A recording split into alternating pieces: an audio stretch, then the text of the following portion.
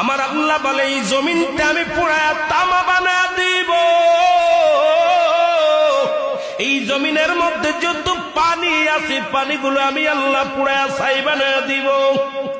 যেদিন কিচ্ছু বলতে কিচ্ছু থাকবে না, সেদিন থাকবে শুধু আমার আল্লাহ।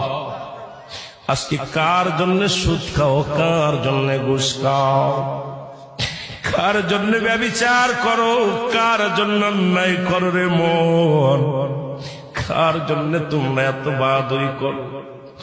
আরে আজকে একটা কথা বলতে গেলে কষ্ট হয়। এই জমিনটা আল্লাহ পুরায়া তামা বানায়া দিবে। এই জমিনের মাটিগুলো পুড়ে হবে তামা। এই জমিনের যত পানি আছে পানিগুলো পুড়ে হবে ছাই। এই দুনিয়ার মধ্যে কিচ্ছু যেদিন থাকবে না, ওই তুরস্কের কত বাহাদুর, কত টাকাওয়ালা মিনিটের মধ্যে 30 সেকেন্ডের ভূমিকম্পে পথের ফকির হয়ে গেছে, রাস্তার ভিখারি হয়ে গেছে। আজকে তুমি দুনিয়ার মধ্যে কতই না মস্তানি করলা, এই দুনিয়ার কিচ্ছু নিয়ে যেতে পারবা না। এই মুসলমান, 1 নাম্বার মানুষের মৃত্যু হলে 1 নাম্বার বিপদ হলো মানুষের মরণ, 2 নাম্বার বিপদ হলো কবর, 3 নাম্বার বিপদ হলো কিয়ামতের ময়দান। একবার কেন চিন্তা করো না রে মন, একবার 1 নাম্বার মরণ, 1 নাম্বার বিপদ হলো মানুষের মরণ।